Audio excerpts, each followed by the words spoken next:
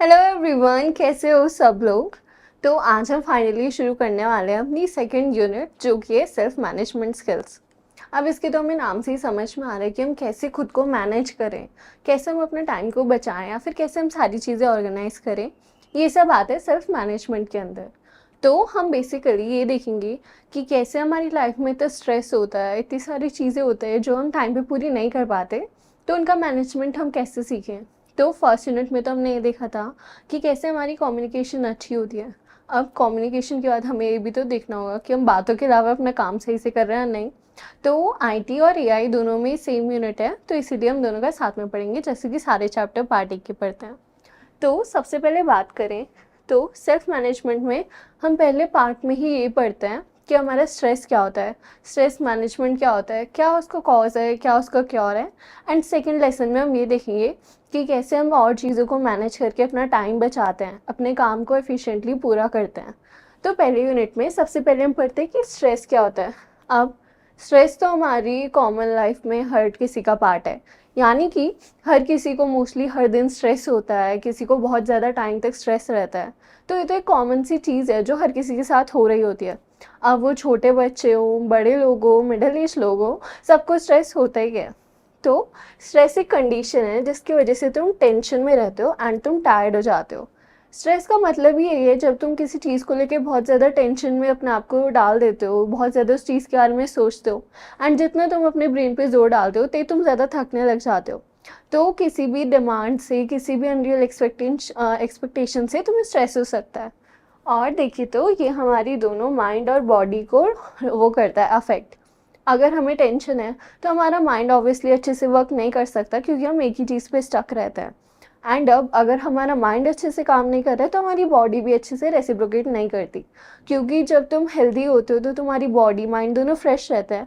अगर एक भी चीज़ फंक्शन नहीं कर पाती तो तुम भी अच्छे से फंक्शन नहीं कर पाते।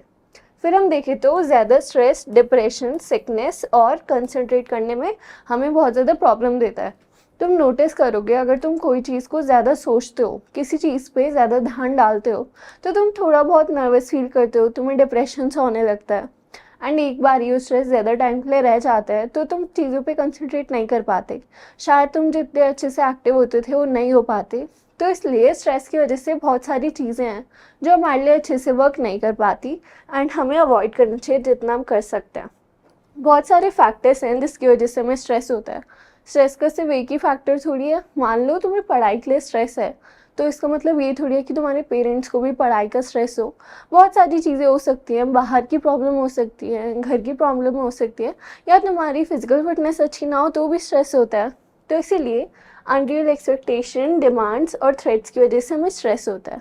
यानी कि जब अनरियल एक्सपेक्टेशन, तुम सोचो, अगर कोई एक एवरेज बच्चा एंड उससे कोई एकदम से बोल दे कि इस बार 100% लानी है, तो तुम्हें तो अपना पता है ना तुम किस हिसाब से रिजल्ट ला सकते हो। एंड वो काइंड ऑफ एक अनरियल एक्सपेक्टेशन है।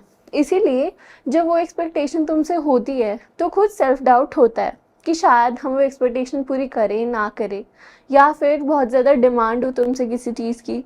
थ्रेट तो अनकॉमन है स्टूडेंट लाइफ में, बट ऐसा हो सकता है तुम कोई डेप्थ में हो एंड फिर वो तुम्हें थ्रेट देगी, तुम उसे पूरा करो। तो बहुत सारे फैक्टर्स है जिसकी वजह से स्ट्रेस हमें अफेक्ट कर सकता है। फिर हम देखें तो स्ट्रेस के 2 पार्ट्स हैं, यानी कि स्ट्रेस भी अलग अलग तरीके का होता है।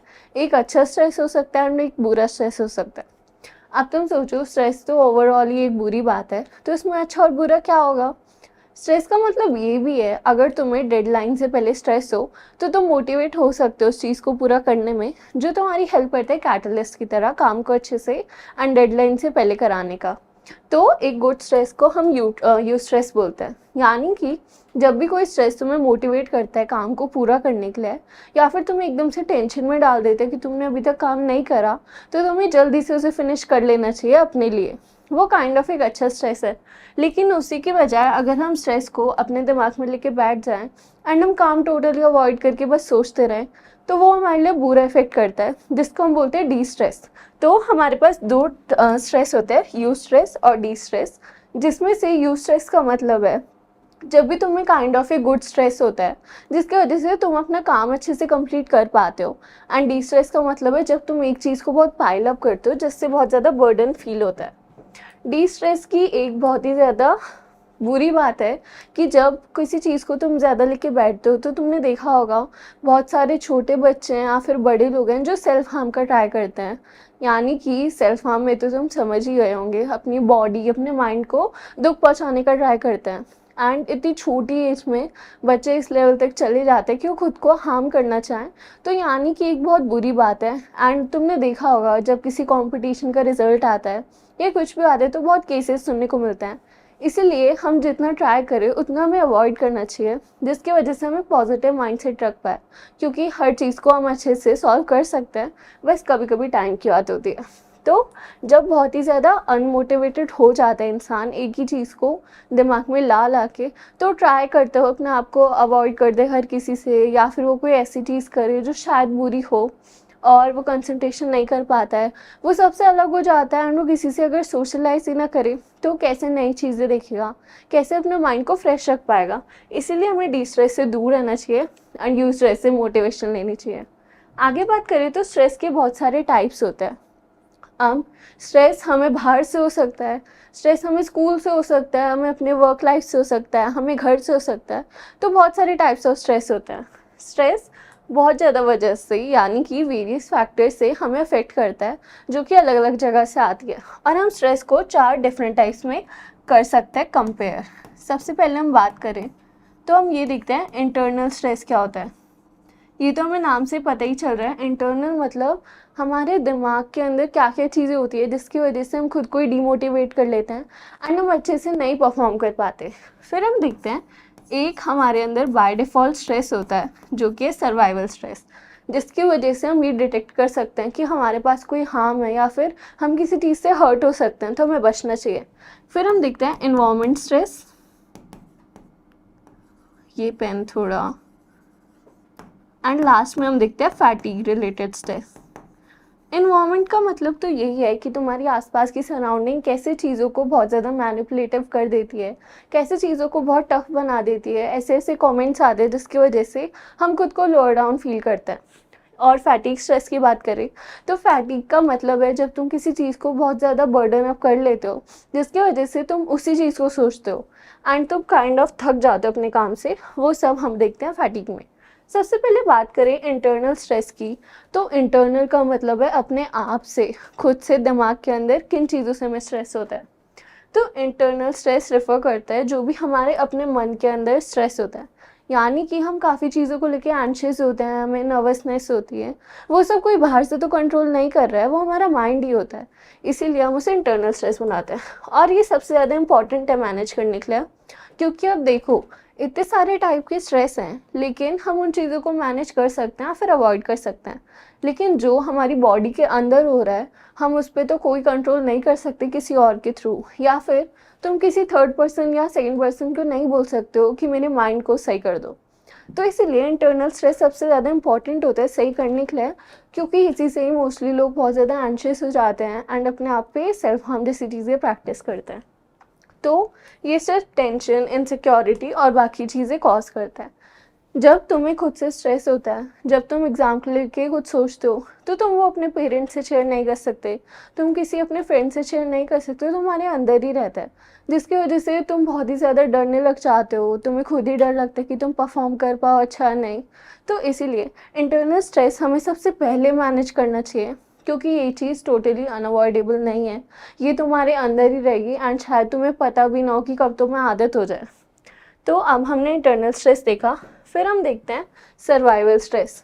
सर्वाइवल का मतलब ही है कैसे तुम चीज़ों से सर्वाइव करते हो एंड सर्वाइव करने के लिए बहुत ज़्यादा मुश्किलें आती है, यानी कि डिफ़िकल्टीज। तो सर्वाइवल स्ट्रेस एक कॉमन रिस्पॉन्स है, यानी कि तुमने देखा होगा पहले के ज़माने में या अब भी लोग कैंपिंग करते हैं, ट्रैकिंग पे जाते हैं, तो वो चीज़ें बहुत ही ज़्यादा डेंजरस होती है ह्यूमन के लिए, क्योंकि बहुत बड़े बड़े एनिमल्स हो सकते हैं जो शायद उनको हंट कर ले या फिर अपने बचाव के लिए उन्हें मार दे। तो एक काइंड ऑफ एक रिस्पॉन्स होता है जिसकी वजह से तुम खुद को सर्वाइव कर सकते हो एंड तुम प्रिपेयर्ड रहते हो कि अगर कोई भी सिचुएशन आई तो तुम खुद को कैसे बचाओगे।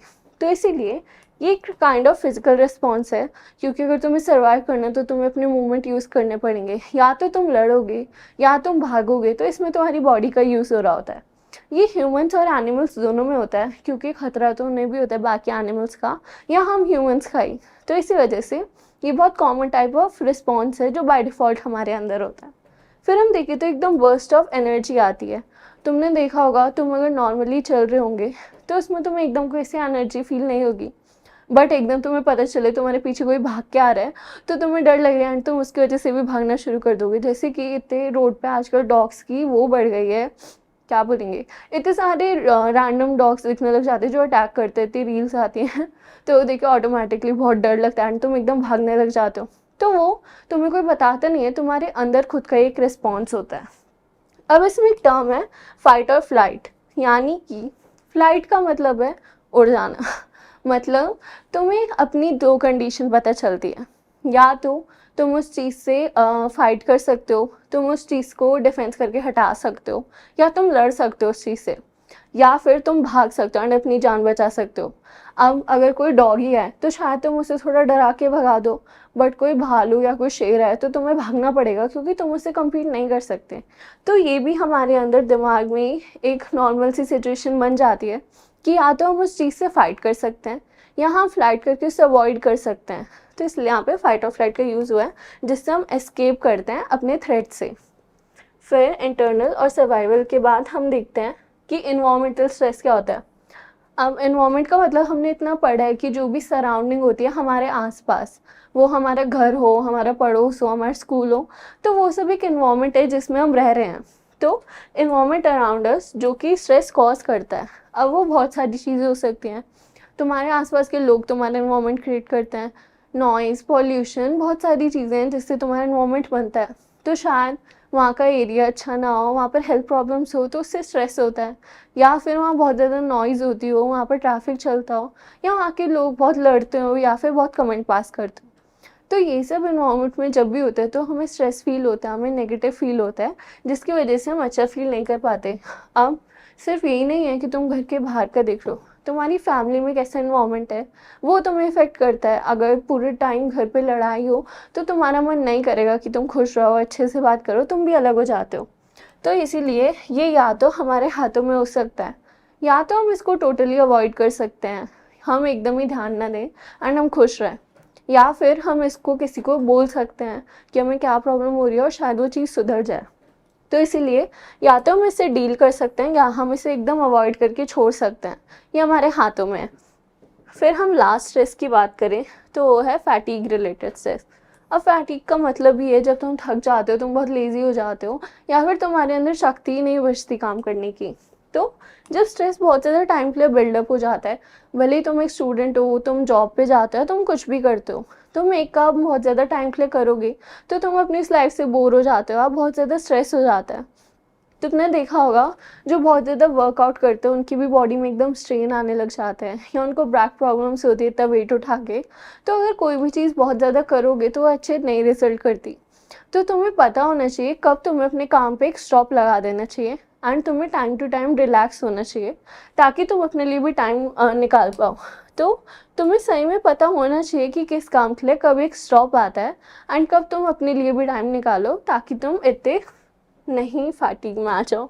क्योंकि तुमने भी देखा होगा जितना भी हमारे ऊपर बॉडी के स्ट्रेस पड़ता है उतना ही हम उस चीज़ को अवॉइड करते हैं या फिर उसके साथ रहने लग जाते हैं, जो हमारे लिए बुरा होता है क्योंकि हम फिर अलग हो जाते हैं एंड हम चाहते ही नहीं कि हम उसके साथ डील कर पाएँ या फिर दोबारा उसके बारे में सोचें।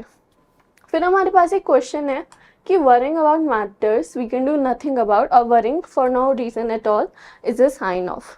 अभी क्वेश्चन बोल रहा है कि जब हम दूसरी चीज़ों पे बहुत ज़्यादा ध्यान देते हैं या फिर बहुत ज़्यादा चीज़ों जो हमारे कंट्रोल में नहीं है तब भी इसके बारे में सोचते तो कौन से काइंड का स्ट्रेस है।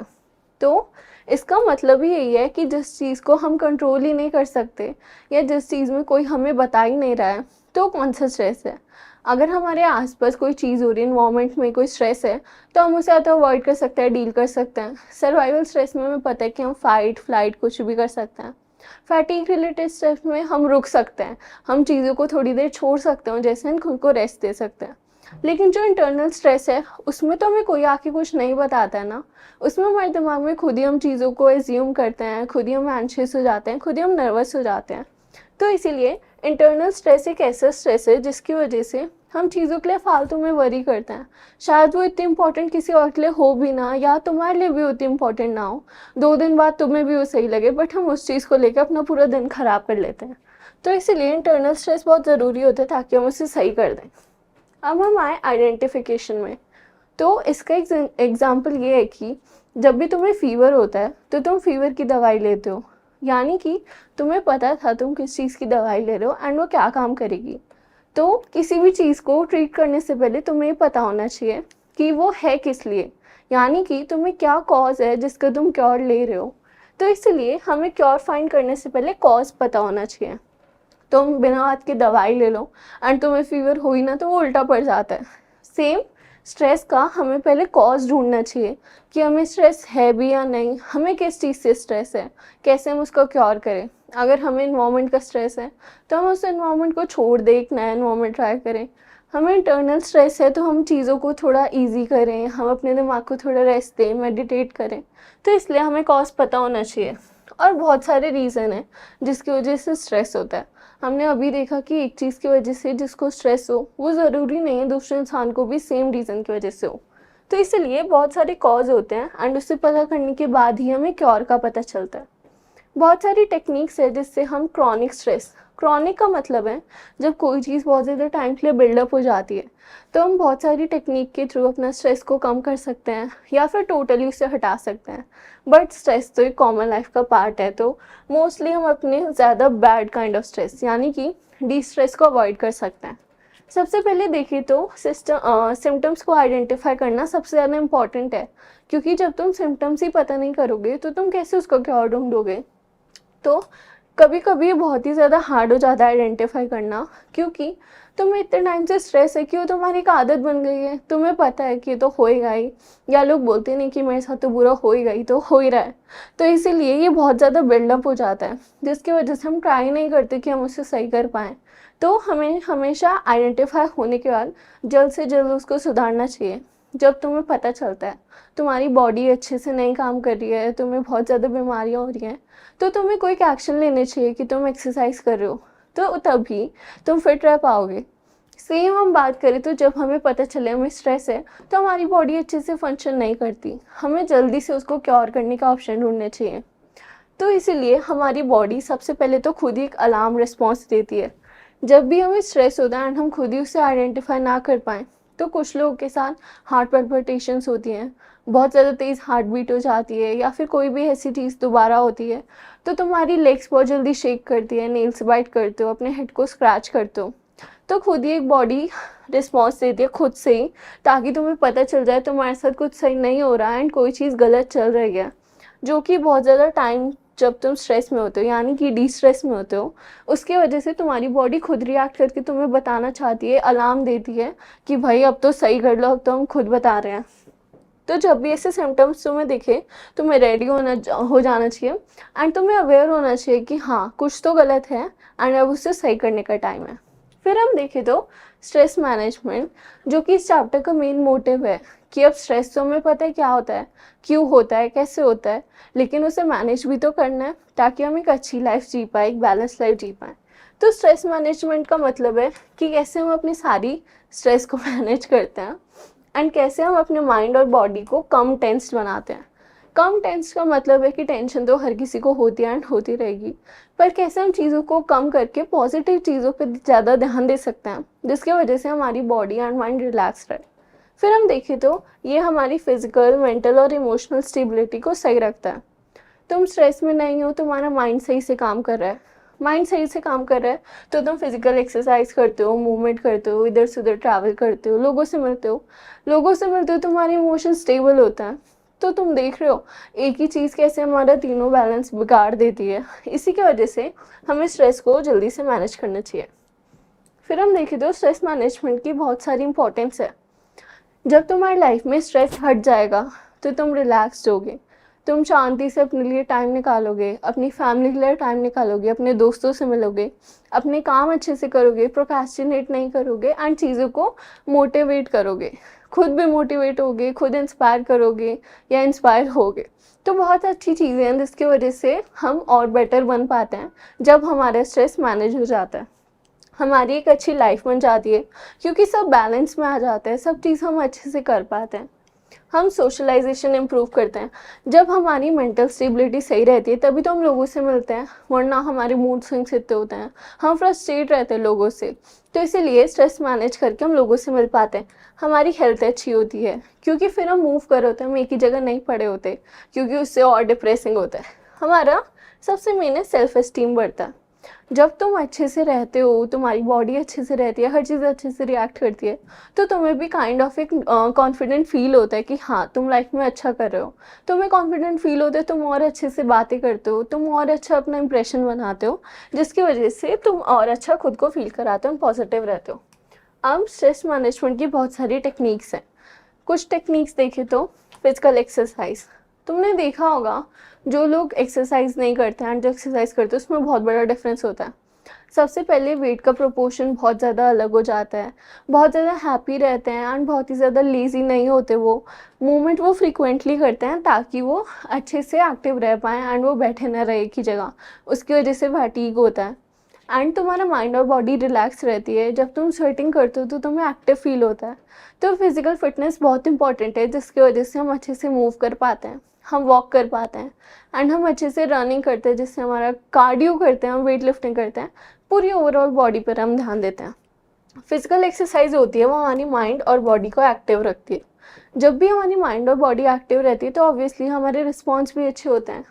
तो फिजिकल एक्सरसाइज करने से हम फैटीग से फाइट करते हैं, हम टायर्ड नहीं होते एंड हम स्ट्रेस में नहीं होते।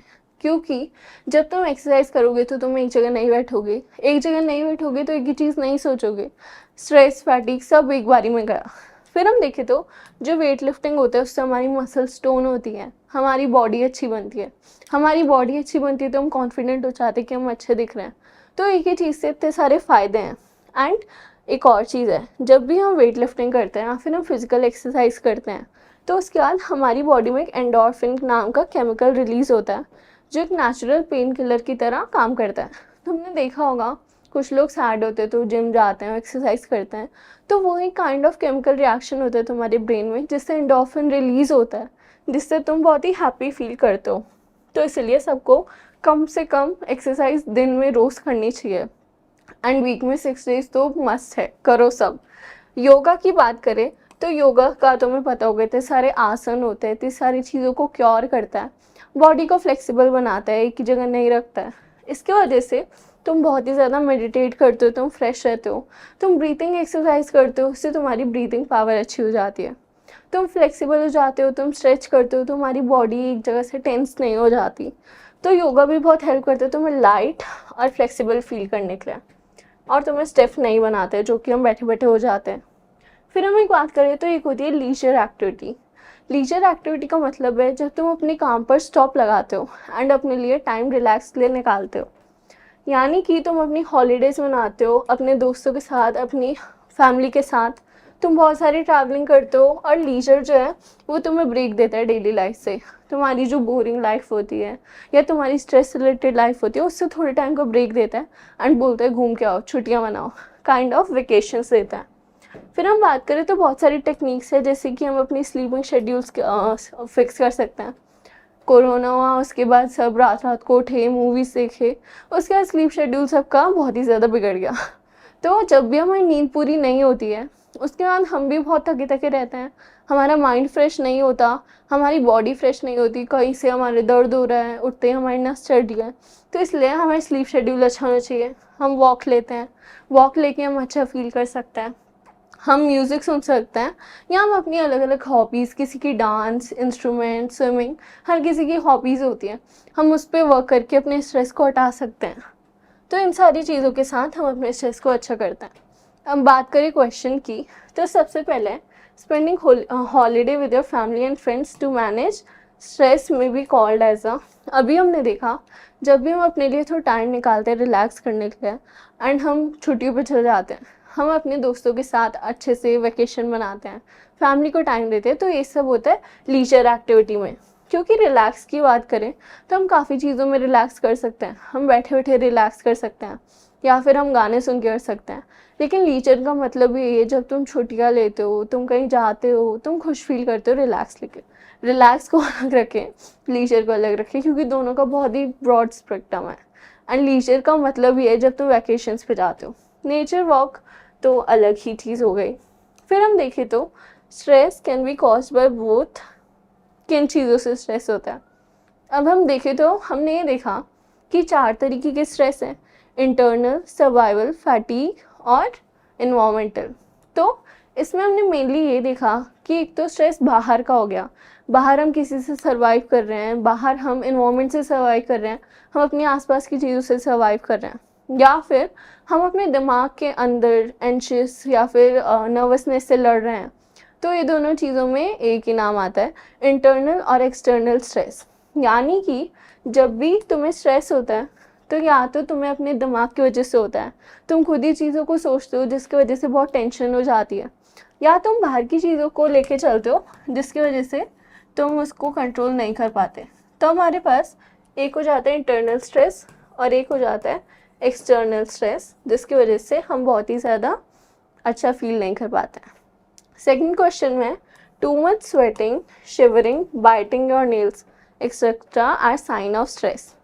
हमने अभी देखा कि हमारी बॉडी हमें अलार्म रिस्पॉन्स देती है, हमारी हार्ट बीट बढ़ा के, हमारे हाथ हिलते हैं, पैर हिलते हैं, बहुत ज़्यादा नर्वसनेस होती है। तो जब भी हम स्वेट करते हैं, शिवर करते हैं, हेड स्क्रैच करते हैं, ये सब एक साइन ऑफ फिजिकल स्ट्रेस है। यानी कि हमारी बॉडी रिस्पॉन्स करती है फिजिकली कि अब तो उठ जाओ, अब तुम्हें स्ट्रेस है, तुम समझ लो इस बात को। तो ये हमारा काइंड ऑफ एक फिजिकल स्ट्रेस हुआ, जिसकी वजह से बॉडी खुद रिएक्ट करती है एंड हमें अलार्म करना चाहती है कि अब हम इन चीज़ों को ना करें। फिर हम देखें तो हमारा स्ट्रेस मैनेजमेंट इतना ही था। इसमें हमने ये देखा कि कैसे हमें स्ट्रेस होता है, कौन कौन सी चीज़ों से हमें स्ट्रेस होता है। मेनली 4 टाइप्स के स्ट्रेस होते हैं, जिसमें से एक है इंटरनल स्ट्रेस जो हमारे माइंड का स्ट्रेस है, इन्वायरमेंटल स्ट्रेस हमारे आसपास का स्ट्रेस, सर्वाइवल स्ट्रेस में हम ये देखते हैं कैसे हम चीज़ों से बच सकते हैं या फिर उसे एस्केप कर सकते हैं, एंड चौथा है फैटीग रिलेटेड स्ट्रेस, कैसे हम एक काम को बार बार करके अपनी बॉडी के ऊपर पाइल अप करते हैं जिसकी वजह से हम अच्छा फील नहीं करते। तो स्ट्रेस और स्ट्रेस मैनेजमेंट में तो इतना ही है। नेक्स्ट लेसन में हम ये देखेंगे कैसे हम अपने टाइम को मैनेज करते हैं, कैसे हम अपनी बाकी चीज़ों को मैनेज करते हैं, जिसकी वजह से हम एक बैलेंस लाइफ जी पाते हैं। तो आई होप ये तुम्हें लेसन अच्छे से समझ में आएगा। अब नेक्स्ट लेसन में हम देखते हैं कैसे हम और चीज़ों को मैनेज करके अपनी लाइफ ईजी कर पाएंगे। तो ठीक है, थैंक यू एवरीवन, बाय।